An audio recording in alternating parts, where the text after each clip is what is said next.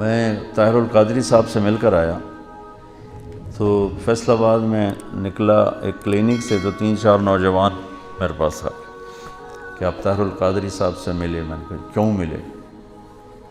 بڑے عالم ہیں اس لیے ملا۔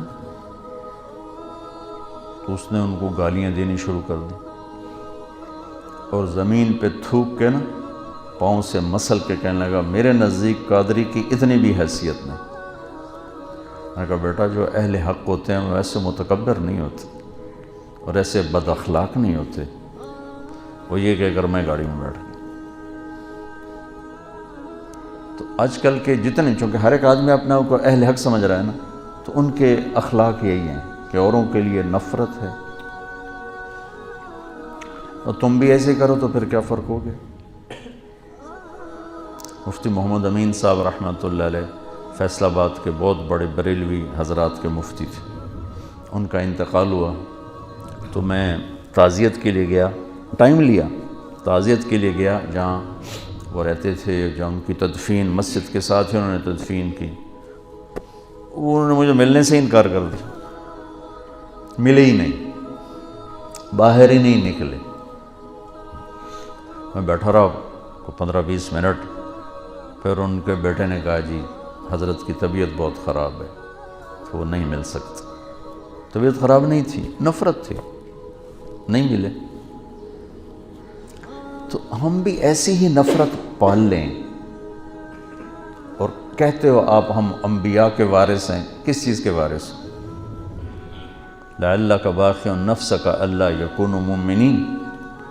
یہ جو اللہ کہہ رہا ہے کہ میرے نبی اتنا غم نہ کر کے آپ خود ہلاک ہو جائیں، کس کا غم کھا رہے تھے؟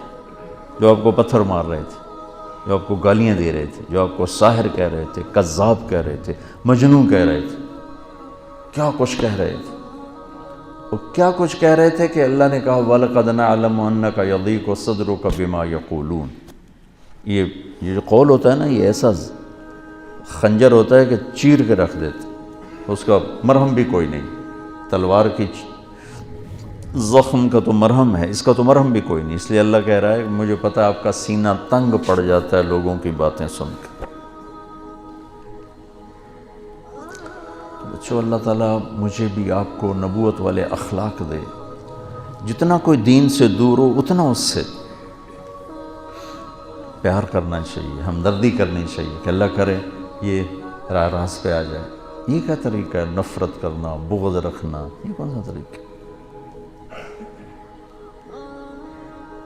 یہ تو کسی بھی حق کی نشانی ہے، یہ تو باطل کی نشانی ہے۔ کہتے ہیں ہاں جی یہ بغض للہ ہے۔ بغض للہ ایسا تھوڑا ہی ہوتا کہ تم ان کی شکل دیکھنا گوارا نہیں کرتے۔ ہمارے بریلوی بھائی تو یہی کہتے ہیں ہمیں ان سے بغض للہ ہے، یہ گستاخ رسول ہے، ہمیں ان سے بغض للہ ہے۔ بغض للہ کی مثال ہے حضرت علی کا واقعہ، سبحان اللہ۔ اسلامی تاریخ میں اور بھی ہوں گے، لیکن کیا نادر المثال واقعہ ہے، اور کیا خوبصورت کہ یہودی کو خیبر کی جنگ میں گرایا، قتل کرنے لگے، اس نے منہ پہ تھوک دیا تو چھوڑ کے پیچھے ہٹ گیا۔ واہ، امام المتقین۔ کنز العمال کی روایت آپ نے اس کا نادی لی امام المتقین، امام المتقین کو بلا کے لاؤ۔ ان کا جی کون؟ کہا علی، علی کو بلا کے۔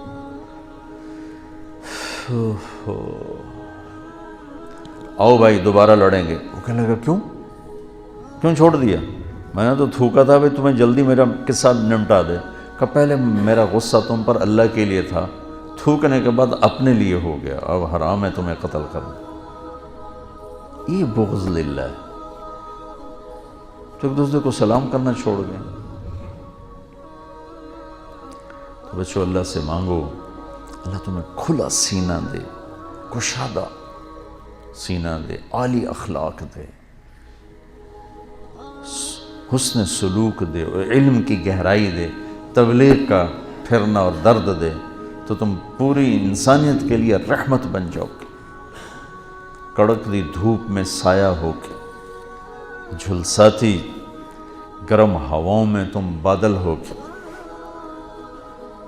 خشک ویرانوں کے لیے تم گھنگور گھٹا ہو کے، اگر یہ چند باتیں اب میری نہیں ہیں، میرے اللہ و میرے رسول کی ہیں، میں تو زبان سے ادا کر رہا ہوں، الفاظ میرے، تو کرو گے نا انشاءاللہ، اسی عمر میں سیکھ لو۔